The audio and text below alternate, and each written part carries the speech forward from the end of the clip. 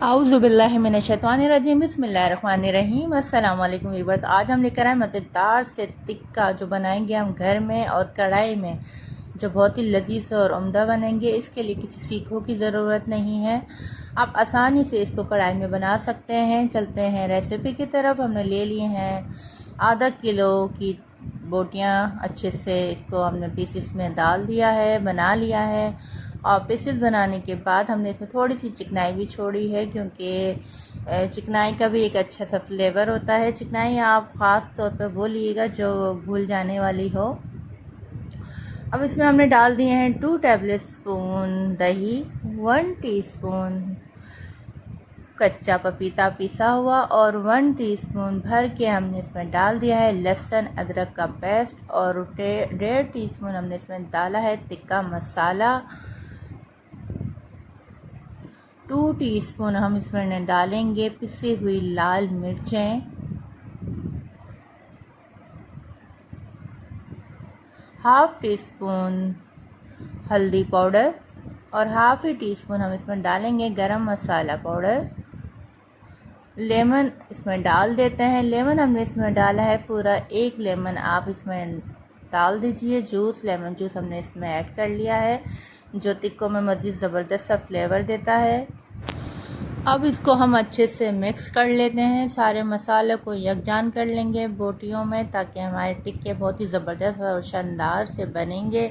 और आप लाजमी ट्राई कीजिएगा और हमें ज़रूर बताइएगा कि इस तरीके से आपने घर में टिक्के बनाए हैं कढ़ाई में तो कैसे बने हैं। अब इसमें हमने 3 चीज़ें नहीं डाली हैं, अभी 3 चीज़ें और इसमें ऐड करेंगे। हमने इसमें डाल दिया है लेमन जूस। लेमन जूस डालने के बाद इसमें हमने डाला है 1 टीस्पून सफ़ेद सिरका। सफ़ेद सिरका तो हर घर में मौजूद होता है, आप वो डाल दीजिए, चाहे वो किसी का भी हो, अंगूर का हो या एप्पल का हो या किसी भी चीज़ का सिरका आपके पास मौजूद है, आप वो डाल दीजिए। और हमने इसमें डाल दिया है चाट मसाला 1 टीस्पून। डालने के बाद अच्छे से मिक्स करने के बाद आप ये देख सकते हैं ज़बरदस्त सी हर बोटी में मसाला हमारे लग चुका है। अब इस कंडीशन में हम इसको रख देंगे 5 से 6 घंटे के लिए फ्रिज में, ताकि ये अच्छे से मज़ेदार से बोटियों में मसाला हमारा बैठ जाएगा और शानदार टिक्के बन जाएंगे।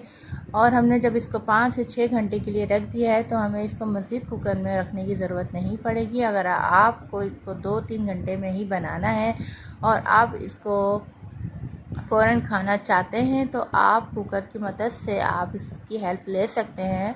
अभी तो मैं आपको ये तरीका दिखा रही हूँ कि हम कढ़ाई में ही ज़बरदस्त से ये तैयार कर लेंगे, लेकिन याद रखिएगा ये कढ़ाई में जब बनेंगे जब 5 से 6 घंटे जो हैं आपके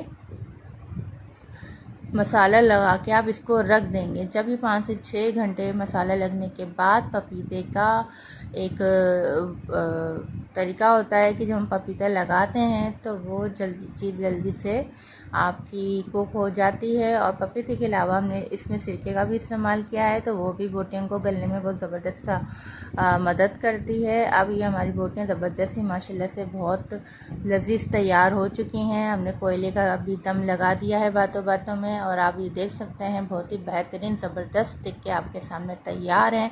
ये मैंने बनाए थे पूरी के साथ, अगर आप चाहें तो इसको पराठों के साथ भी खा सकते हैं, लेकिन ये पूरी के साथ बहुत ही ज़बरदस्त और यम्मी लगेंगे। इसलिए आप जैसा चाहें इसको खाइए और हमें अपनी दुआओं में बहुत याद रखिएगा। और मिलते हैं अगली रेसिपी में, जब तक के लिए अल्लाह हाफिज़, फ़ी अमान अल्लाह।